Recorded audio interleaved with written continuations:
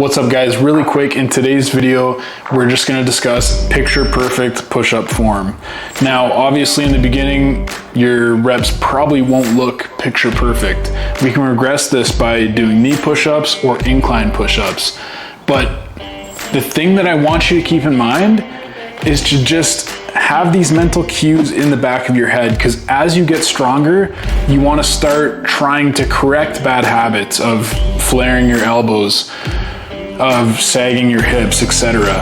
So really quick, I'm going to show you some mistakes and then show you how to correct them. So the first and most common mistake that I see most people make is just flaring their elbows, because it's easier, right? You can go like this, they kind of flare out their elbows. The second mistake that I see very often is people sagging their hips, and sometimes doing both of these at once, where you're kind of flaring your elbows out. And the number one reason that this isn't good is because you're kind of putting your shoulder into an internally rotated position, putting strain on your rotator cuff. And the second thing is that it's not very optimal for generating force to begin with, because when you're doing this, you're not stacking your joints, right? The thing to keep in mind with the push-up is stacking your joints, shoulder, elbow, wrist.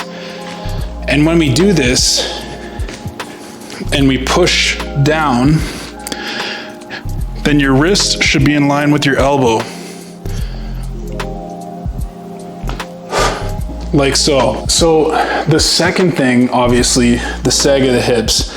You want to have that posterior pelvic tilt, which means you're kind of flexing your core, and almost as if you're creating a little bit of thrust. Like, you don't want to have your butt up here, but you want to thrust it down and kind of flex your core upward. The very last thing to get you over the hump is trying to keep your elbows tucked at least 45 degrees. And I can't stress this enough, guys, with pulling and pushing exercises. Most of these exercises, you're gonna wanna keep your elbows back 45 degrees at least. Again, this just prevents strain on your rotator cuff, etc. Hands shoulder width apart. And you don't wanna be flaring your elbows outward. You want to almost turn like this, facing your biceps in front of you almost. That way it keeps us tucked back at least 45 degrees,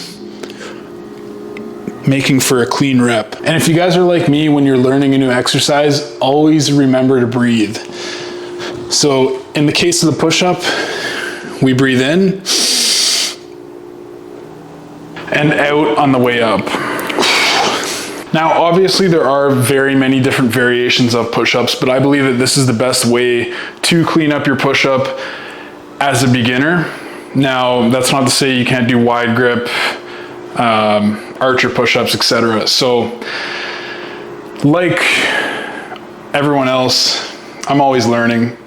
And if you guys wanna join on this journey of mastering calisthenic skills, strength, and endurance, please smash that subscribe button, smash that like button, and check out this video above if you're up for a push-up challenge. Later, guys.